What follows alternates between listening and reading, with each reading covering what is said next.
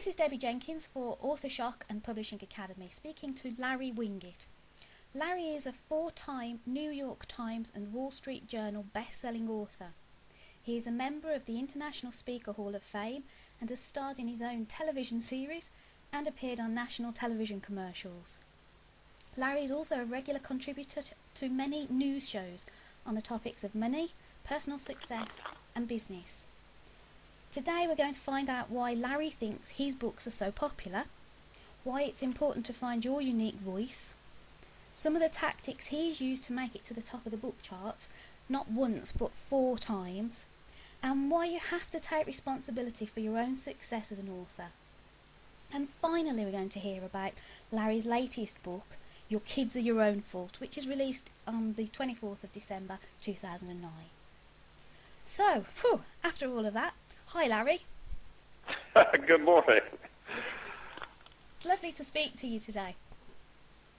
Well, I appreciate it. I'm glad to talk to you about what I've done to go from pretty much an unknown to being a 4-time bestseller.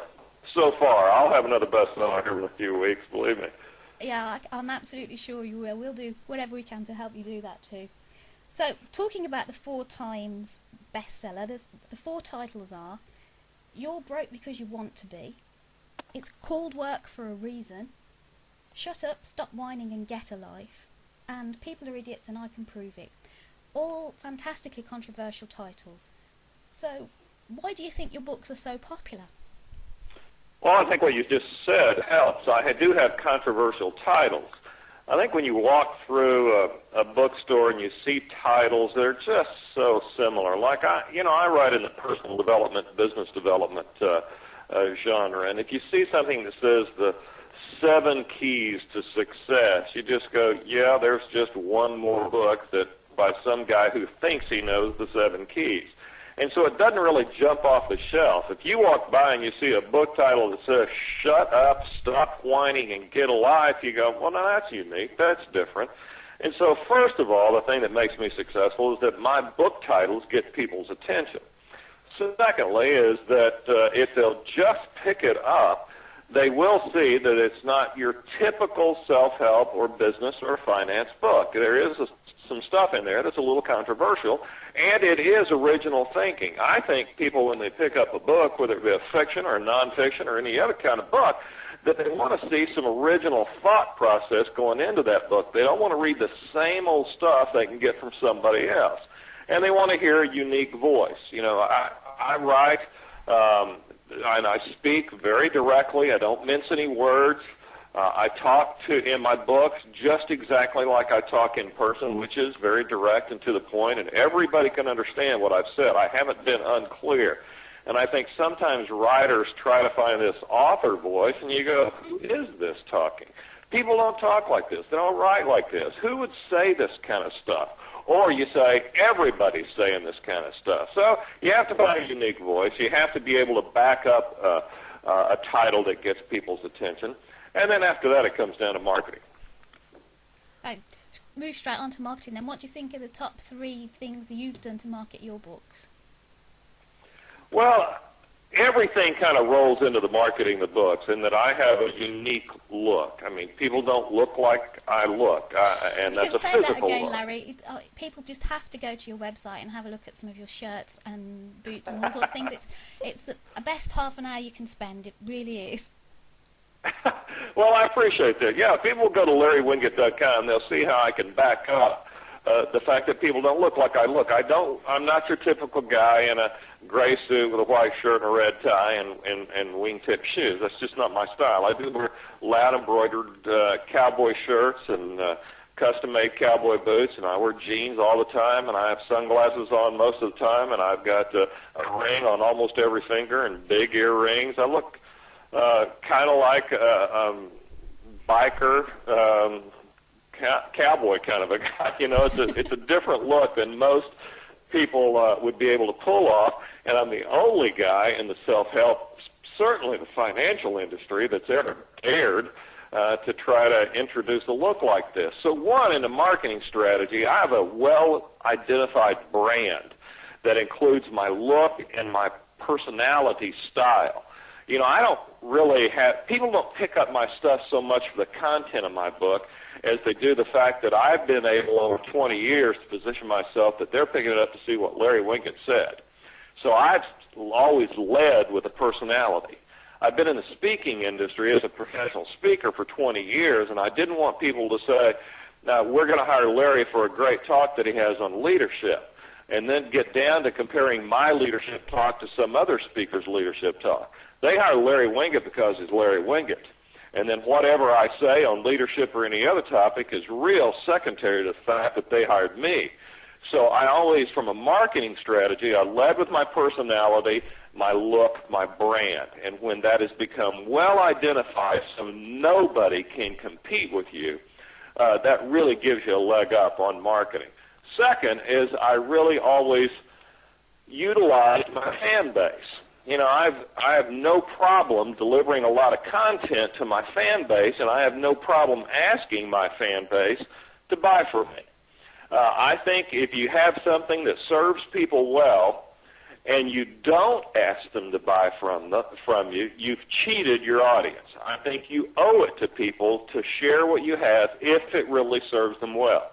Now, I'm not obnoxious about it. I just say, look, if you think this will do you some good, if you have these needs, this is what you need to do, and I've got it. And so I don't apologize for the fact that I sell. And I think some people sell in an obnoxious way and kind of do it kind of ridiculously. I just sincerely ask people to buy it if they need it, and I explain to them what it is I have. So I utilize my fan base. And then I guess the last is, and it just always is going to come down to this, the better you're known and the better somebody can get you out in front of people, the better you're going to do, which means that it's going to come down to a lot of good PR. I'm very fortunate that I am on television all the time.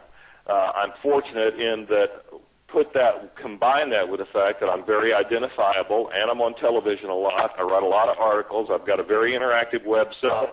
I'm very involved in the social media aspect, and I say controversial stuff. I know how to stir the pot, get people's attention, and have them know who I am and what I'm doing all the time. When you've got those three things going for you, then good book sales are just sort of the natural end. Can I just ask a side question to that? Do you think anybody can develop their own personality to be quite as outrageous as you, or do you think that there's something a little bit different about you, if you don't mind me saying so? No, I don't mind you saying so, and I think there is something a little bit different about me. And no, I don't think anybody can do it. I do think anybody can identify their style, their personal style. I don't think anybody should even try to develop the outrageous style that I am. And the reason is because that is authentically who I am. I spent a lot of years hiding that because I was uncomfortable bringing that to the stage, because the stage is what I've done for so many years in terms of speaking around the world to corporate events. I hid it, and I wore the suits and all that. And finally, I just decided that was too much work. I was just going to be who I was and say what I thought. But I think, and I've watched people look at my success and say, I'm going to be like Winget, and go out there and try to duplicate that, and they fall horribly on their face because it's not who they really are. You see, what I've discovered is people will pay a premium for authenticity, and they can spot a fake pretty quickly. So when people see that the outrageous shirts and what I have to say and the titles of my books and everything is congruent, there's great authenticity there, and people always respect authenticity, and they'll pay a premium for it. So what people should try to do is to find their authentic voice, their authentic self, and then exploit that. Moving on from that a little bit, you trademarked the pit bull of personal development. That was over 15 years ago now. And all your books have this really strong personal development ethic. Then they're not surface books. They're quite deep on the personal development. Is this what drives your personal motivation for success and your personal attitude to being successful? I believe it is. I really am sort of what we would call a one-trick pony. I've got one central theme that I run through everything. I mean, personal responsibility is where success starts, and it's really where it ends, and it's what keeps you motivated along the way. And what I did was take the theme of personal responsibility, and I started with my first book, which was a straight personal development book, Shut Up, Stop Whining, Get a Life. And then I drove it over into a straight business book. Same theme, I just drove it across another topic. And then that was the book that became, it's called Work for a Reason. And then I said, okay, that was really very natural transition over into business development. Let me move it over into personal finance. And I wrote You're Broke Because You Want to Be, with the same principles in play. But I applied those principles of personal responsibility over into a different topic, and now I've done it with a parenting book. So once you know what you stand for, and I stand for personal responsibility, I think life's your own damn fault. You did it, you fix it.